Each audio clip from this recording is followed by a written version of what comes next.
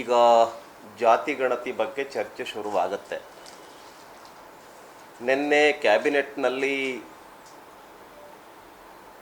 ಪ್ರಸ್ತಾವನೆಯನ್ನು ಮಾಡಿದ್ದಾರೆ, ಜಾತಿ ಗಣತಿಯ ವರದಿಯನ್ನು. ಈಗ ಅದರ ಅಂಕಿ ಅಂಶಗಳನ್ನು ಮಂತ್ರಿಗಳಿಗೆ ಕೊಡ್ತಾರೆ. ಮಂತ್ರಿಗಳು ಇದೇ 17ನೇ ತಾರೀಕು ವಿಸ್ತೃತವಾಗಿರುವಂಥ ಚರ್ಚೆಯನ್ನು ನಾವು ಮಾಡ್ತೇವೆ. ಅದರ ನಂತರ ಇದನ್ನು ಜಾರಿಗೊಳಿಸೋದ್ರ ಬಗ್ಗೆ ಮುಖ್ಯಮಂತ್ರಿಗಳು ಯೋಚನೆ ಮಾಡ್ತೀವಿ ಅಂತ ಹೇಳಿದ್ದಾರೆ. ಉಪಮುಖ್ಯಮಂತ್ರಿಗಳು ಕೂಡ ಅದೇ ವಿಷಯವನ್ನು ಹೇಳಿದ್ದಾರೆ. ಜಾತಿ ಗಣತಿ ಅನ್ನುವಂಥದ್ರ ಬಗ್ಗೆ 2013-14ನೇ ಇಸ್ವಿನಲ್ಲಿ ಆಗಿರ್ತಕ್ಕಂಥ ಒಂದು ಸರ್ವೆ ಅದು. ಈಗಿನ ಪ್ರಕಾರ ಅನೇಕ ಮನೆಗಳಿಗೆ ಹೋಗಿಲ್ಲ, ಲಕ್ಷಾಂತರ ಮನೆಗಳಿಗೆ ಹೋಗಿಲ್ಲ, ಸರ್ವೆ ಮಾಡಿಲ್ಲ, ಆ ಸರ್ವೆ ಚೀಟಿಯನ್ನು ಅಂಟಿಸಿಲ್ಲ, ನಮ್ಮ ಮನೆಗೆ ಬಂದಿಲ್ಲ. ಇದು ಎಷ್ಟರ ಮಟ್ಟಿಗೆ ಸೈಂಟಿಫಿಕ್ ಆಗಿ ವೈಜ್ಞಾನಿಕವಾಗಿ ಈ ಸರ್ವೆ ನಡೆದಿದೆ, ಸಾಮಾಜಿಕವಾಗಿ ಮತ್ತು ಶೈಕ್ಷಣಿಕವಾಗಿ ಇದೊಂದು ಸೈಂಟಿಫಿಕ್ ಸರ್ವೆ ಅನ್ನುವಂಥದ್ದನ್ನು ಹೇಗೆ ಪರಿಗಣಿಸೋದು? ನಮ್ಮ ರಾಜ್ಯದಲ್ಲಿ ನೂರಾರು ಸಣ್ಣ ಸಣ್ಣ ಕಮ್ಯುನಿಟಿಗಳು ಹಿಂದುಳಿದಿದ್ದಾವೆ. ಶೈಕ್ಷಣಿಕವಾಗಿ, ಸಾಮಾಜಿಕವಾಗಿ ಮತ್ತು ವಿಶೇಷವಾಗಿ ಆರ್ಥಿಕವಾಗಿ ಲಕ್ಷಾಂತರ ಜನ ಸಾಕಷ್ಟು ಹಿಂದೆ ಉಳಿದಿದ್ದಾರೆ. ಶೋಷಣೆಗೊಳಗಾಗಿರ್ತಕ್ಕಂಥ ಸಣ್ಣ ಸಣ್ಣ ಕಮ್ಯುನಿಟಿಗಳಿದ್ದಾವೆ. ಅವರಿಗೆ ನ್ಯಾಯ ಸಿಗಬೇಕು ಅಂತೇಳಿದ್ರೆ ಜಾತಿ ಗಣತಿ ಸಾಮಾಜಿಕವಾಗಿ, ಶೈಕ್ಷಣಿಕವಾಗಿ, ಆರ್ಥಿಕವಾಗಿ ಆಗಬೇಕು.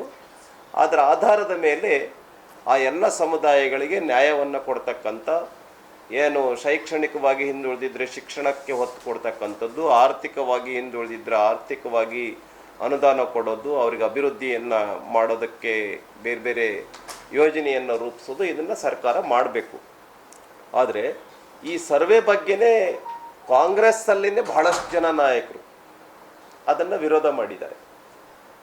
ಅದಕ್ಕೆ ನಾನು ಈ ಸಂದರ್ಭದಲ್ಲಿ ಈ ಒಂದು ಜಾತಿ ಗಣತಿ ಬಗ್ಗೆ ಹೇಳೋದಕ್ಕೆ ಬಯಸ್ತೇನೆ.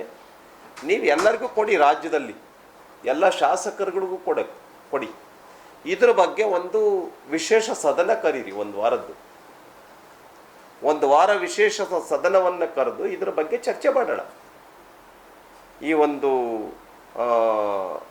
ಜಾತಿ ಗಣತಿ ಬಗ್ಗೆ ಚರ್ಚೆ ಮಾಡೋಣ. ಇದು ಎಷ್ಟು ಸೈಂಟಿಫಿಕ್ ಆಗಿದೆ, ಅನ್ಸೈಂಟಿಫಿಕ್ ಆಗಿದೆ, ಯಾವ ಸಮುದಾಯ ಶೈಕ್ಷಣಿಕವಾಗಿ, ಸಾಮಾಜಿಕವಾಗಿ, ಆರ್ಥಿಕವಾಗಿ ಹಿಂದುಳಿದಿದೆ, ನಮ್ಮ ರಾಜ್ಯದಲ್ಲಿ ಜಾಸ್ತಿ ಜನಸಂಖ್ಯೆಯನ್ನು ಹೊಂದಿರತಕ್ಕಂಥದ್ದು ಯಾವುದು, ಇದೆಲ್ಲವನ್ನು ಕೂಡ ಚರ್ಚೆ ಮಾಡೋಣ. ಒಂದು ವಾರ ಕಾಲ ಇದರ ಬಗ್ಗೆ ಚರ್ಚೆಗೆ ಒಂದು ವಿಶೇಷವಾಗಿರ್ತಕ್ಕಂಥ ಅಧಿವೇಶನವನ್ನು ನಡೆಸಿ ಅಂಥೇಳಿ ಈ ಸಂದರ್ಭದಲ್ಲಿ ನಾನು ಹೇಳೋದಕ್ಕೆ ಬಯಸ್ತೇನೆ. ಇನ್ನು ರಾಜ್ಯದಲ್ಲಿ ಸಾಕಷ್ಟು ಬೆಲೆ ಏರಿಕೆಯ ದಾಳಿನೇ ನಡೀತಾ ಇದೆ.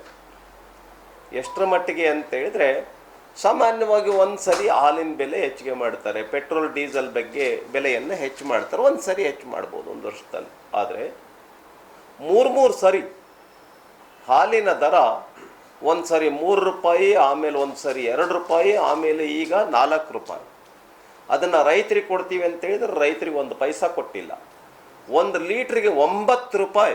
ಇಡೀ ದೇಶದಲ್ಲಿಂದ ಅತಿ ಹೆಚ್ಚು ಬೆಲೆಯನ್ನು ಏರಿಸಿರ್ತಕ್ಕಂಥ ರಾಜ್ಯ ಯಾವುದಪ್ಪ ಅಂತೇಳಿದರೆ ನಮ್ಮ ರಾಜ್ಯದ ಆರ್ಥಿಕ ತಜ್ಞ, ಅನುಭವಿ ರಾಜಕಾರಣಿ, ಮುಖ್ಯಮಂತ್ರಿ 2ನೇ ಬಾರಿ ಆಗಿರ್ತಕ್ಕಂಥವರು, ನಾನು 2ನೇ ದೇವರಾಜ ಅರಸ್ ಅಂತ ಹೇಳ್ತಾ ಇರ್ತಕ್ಕಂಥ ನಮ್ಮ ಅರಸ್ ಸಿದ್ದರಾಮಯ್ಯ ಅವರು 9 ರೂಪಾಯಿ ಹೆಚ್ಚಿಗೆ ಮಾಡಿದ್ದಾರೆ 1 ಲೀಟರ್ ಹಾಲಿಗೆ. ಅದಷ್ಟಕ್ಕೆ ನಿಲ್ಲಿಲ್ಲ.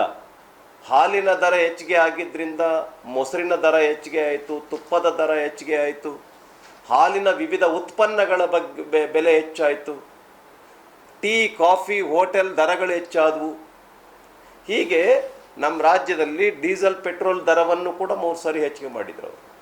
7 ರೂಪಾಯಿ ಹೆಚ್ಚಿಗೆ ಮಾಡಿದ್ದಾರೆ ಲೀಟರ್ಗೆ. ಆದ್ದರಿಂದ ಕರ್ನಾಟಕ ರಾಜ್ಯದಲ್ಲಿ ಕಸದ ಮೇಲೂ ಕೂಡ ತೆರಿಗೆ ಹಾಕಿದ್ದಾರೆ. ಹೋಗಿ ಕಸದ ಮೇಲೆ, ನೀರಿನ ಮೇಲೆ. ಉದಾಹರಣೆಗೆ ನನ್ನ ಮನೆಯಲ್ಲಿ ಒಂದು 100 ರೂಪಾಯಿ ಬರ್ತಾ ಇತ್ತು ಒಂದು ತಿಂಗಳಿಗೆ ನೀರಿನ ಟ್ಯಾಕ್ಸ್ ಅಂತ ಹೇಳಿದರೆ, ನಮಗೆ ಈಗ ಹೊಸ ಟ್ಯಾಕ್ಸ್ನ ವಿಧಿಸಿದ ಮೇಲೆ 130 ರೂಪಾಯಿ ಬರುತ್ತೆ. ನನ್ನ ತಿಂಗಳಿಗೆ ಒಂದು 1,000 ರೂಪಾಯಿ ಬರ್ತಾ ಇತ್ತು ಟ್ಯಾಕ್ಸ್ ಅಂತ ಹೇಳಿದರೆ ಈಗ 1,300 ರೂಪಾಯಿ ಬರುತ್ತೆ. ಅಂದರೆ ಒಂದು ರೀತಿ ಕರ್ನಾಟಕ ರಾಜ್ಯದಲ್ಲಿ ಟ್ಯಾಕ್ಸ್ನ ದಾಳಿ, ತೆರಿಗೆಯ ದಾಳಿ, ಬೆಲೆ ಏರಿಕೆಯ ದಾಳಿ ನಡೀತಾ ಇದೆ. ಈ ಸರ್ಕಾರಕ್ಕೆ ಒಂದು ಸ್ವಲ್ಪವೂ ಕೂಡ ಕನಿಕರ ಅಂತಕ್ಕಂಥದ್ದಿಲ್ಲ, ಸಿಂಪತಿ ಅಂತಕ್ಕಂಥದ್ದಿಲ್ಲ ಕರ್ನಾಟಕ ರಾಜ್ಯದ ಜನರ ಬಗ್ಗೆ. ಈ ಗ್ಯಾರಂಟಿಯ ಹೆಸರಿನಲ್ಲಿ ಏನಾದರೂ ಮಾಡಬೇಕು. ಜನರ ಮನೆಯಲ್ಲಿ ಒಂದು ರೀತಿ ತೆರಿಗೆಯ ಲೂಟಿ ನಡೀತಾ ಇದೆ. ಬೆಲೆ ಏರಿಕೆಯಿಂದ ನಮ್ಮ ಜನರ ಬೆನ್ನು ಬಾಗಿಸೋ ರೀತಿಯಲ್ಲಿ ದಾಳಿಯನ್ನು ಮಾಡ್ತಾ ಇದ್ದಾರೆ. ಈಗ ಉದಾಹರಣೆಗೆ ಆಲ್ಕೋಹಾಲ್ ಈಗ ಉದಾಹರಣೆಗೆ ಒಂದು ಎಷ್ಟು ಇದು 60 ml ಅಂತ ತೆಗೆದುಕೊಂಡ್ರೆ ಅದರ ಬೆಲೆ ಡಬಲ್ ಆಗಿದೆ. ಮತ್ತು 42,000 ಕೋಟಿ ರೂಪಾಯಿ ಟ್ಯಾಕ್ಸ್ ಕಲೆಕ್ಟ್ ಮಾಡಬೇಕು ಅಂತ ಟಾರ್ಗೆಟ್ ಕೊಟ್ಟಿದ್ದಾರೆ. ಅಂದರೆ ಜಾಸ್ತಿ ಕುಡಿಸೋದು ಜನರಿಗೆ, ನೀವು ಹೆಚ್ಚಿಗೆ ಮಾಡಿದ್ದಾರೆ. ಆದ್ದರಿಂದ ಈ ಸರ್ಕಾರ ಒಂದು ರೀತಿ ತೆರಿಗೆಯ ದಾಳಿ, ಬೆಲೆ ಏರಿಕೆಯ ದಾಳಿ, ಆಲ್ಕೋಹಾಲ್ ಮೇಲೆ ವಿಪರೀತ ಟ್ಯಾಕ್ಸನ್ನು ಹಾಕಿಬಿಟ್ಟು ಬಸ್ ದರವನ್ನು ಹೆಚ್ಚು ಮಾಡಿರ್ತಕ್ಕಂಥದ್ದು, ಮುದ್ರಾಂಕ ಶುಲ್ಕ, ಎಲೆಕ್ಟ್ರಿಸಿಟಿ ಟ್ಯಾಕ್ಸ್ನ ಹೆಚ್ಚು ಮಾಡಿರ್ತಕ್ಕಂಥದ್ದು, ಬೆಲೆಯನ್ನು ಹೆಚ್ಚು ಮಾಡಿರ್ತಕ್ಕಂಥದ್ದು, ಹೀಗೆ ಸುಮಾರು 48 ವಸ್ತುಗಳ ಮೇಲೆ ಬೆಲೆಯನ್ನು ಹೆಚ್ಚು ಮಾಡಿದ್ದಾರೆ, ಟ್ಯಾಕ್ಸನ್ನು ಹೆಚ್ಚು ಮಾಡಿದ್ದಾರೆ. 20 ರೂಪಾಯಿ ಸ್ಟ್ಯಾಂಪ್ ಡ್ಯೂಟಿ ಇದ್ದರೆ, ಟ್ಯಾಕ್ಸ್ ಇದ್ದರೆ ಸ್ಟ್ಯಾಂಪಿಗೆ ಅದನ್ನು 100 ರೂಪಾಯಿಗೆ ಹೆಚ್ಚಿಗೆ ಮಾಡಿದ್ದಾರೆ. 100 ರೂಪಾಯಿ ಇದ್ದದ್ದನ್ನು 500 ರೂಪಾಯಿಗೆ ಹೆಚ್ಚಿಗೆ ಮಾಡಿದ್ದಾರೆ. 500 ರೂಪಾಯಿ ಇದ್ದದ್ದನ್ನು 1,000 ರೂಪಾಯಿಗೆ ಹೆಚ್ಚಿಗೆ ಮಾಡಿದ್ದಾರೆ. ಆದ್ದರಿಂದ ಸಾವಿರಾರು ಕೋಟಿ ರೂಪಾಯಿ ಈ ರೀತಿಯ ತೆರಿಗೆಯ ಮೂಲಕ ಮತ್ತು ಬೆಲೆ ಏರಿಕೆಯ ಮೂಲಕನೇ ಸಂಗ್ರಹ ಮಾಡ್ತಾ ಇದ್ದಾರೆ. ಇದನ್ನು ವಾಪಸ್ ತೆಗೆದುಕೊಳ್ಬೇಕು ಅಂಥೇಳಿ ಭಾರತೀಯ ಜನತಾ ಪಾರ್ಟಿ ಜನಾಕ್ರೋಶ ಯಾತ್ರೆಯನ್ನು ಪ್ರಾರಂಭ ಮಾಡಿದೆ. ಇನ್ನು